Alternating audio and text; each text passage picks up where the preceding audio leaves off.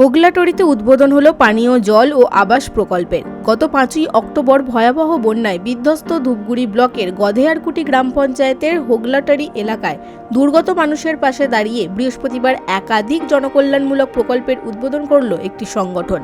এদিন হোগলাটরিতে একটি আধুনিক পানীয় জল প্রকল্পের সূচনা করা হয় এবং বন্যায় সর্বশান্ত হয়ে যাওয়া 6টি পরিবারের জন্য নতুন আবাসের ব্যবস্থা করা হয়।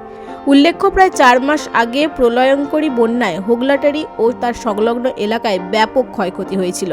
বহু পরিবার ভিটেমাটি হারিয়ে চরম দুর্দশায় পড়লেও প্রশাসনিক স্তরে প্রয়োজনীয় সহায়তা মিলছিল না বলেই অভিযোগ। সেই পরিস্থিতিতে রাজ্য কোঅর্ডিনেশন কমিটি দুর্গত মানুষের পাশে দাঁড়ানোর উদ্যোগ নিল। সংগঠনের পক্ষ থেকে জানানো হয়েছে, তারা শুধুমাত্র সরকারি কর্মচারীদের দাবি দেওয়া বা পেশাগত লড়াইয়ের মধ্যেই নিজেদের সীমাবদ্ধ রাখে না, বরং সাধারণ মানুষের মৌলিক প্রয়োজন ও সামাজিক দায়বদ্ধতাকেও সমান গুরুত্ব দেয়।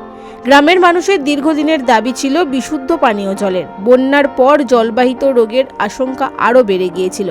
সেই সমস্যা মেটাতেই আধুনিক পানীয় জল প্রকল্প স্থাপন করা হয়, যা হোগলাটরি ও আশেপাশের কয়েকশো মানুষের পানীয় জলের সংকট মেটাবে।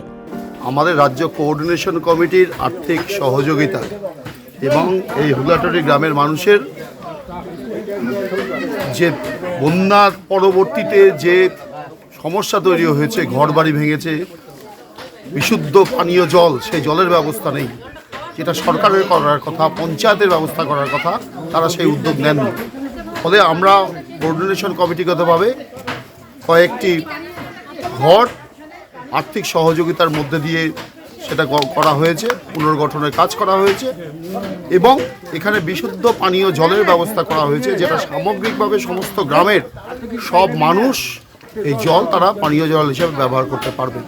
এইটুকু সহযোগিতা আমরা করেছি, কারণ আমরা মনে করি যে কোঅর্ডিনেশন কমিটি শুধুমাত্র কর্মচারীদের দাবি দেওয়া নিয়ে লড়াই আন্দোলন সংগঠিত করে তা নয়, সেই দাবির পাশে আন্দোলনের পাশাপাশি সাধারণ মানুষের পাশে দাঁড়ানো, মানুষের কাছে থাকা, মানুষকে সচেতন করা, মানুষের স্বাস্থ্য সচেতনতা বৃদ্ধি করা, এই যে সামাজিক কাজ, এই সামাজিক কাজের মধ্যেও আমরা যুক্ত থাকি।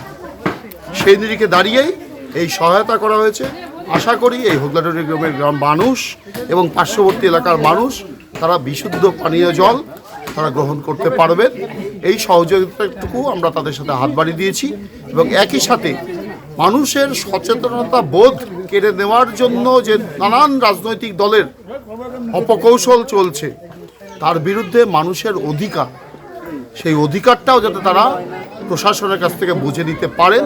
একই সঙ্গে বন্যার তোড়ে ঘরবাড়ি হারানো পরিবারগুলির পুনর্বাসনের লক্ষ্যে আবাস নির্মাণ করে ক্ষতিগ্রস্তদের হাতে ঘরের চাবি তুলে দেওয়া হয়। এই মুহূর্তে গ্রাম জুড়ে এক আবেগঘন পরিবেশের সৃষ্টি হয়েছে। জলপাইগুড়ি থেকে সৌভিক দত্তের রিপোর্ট, বিগ নিউজ বাংলা।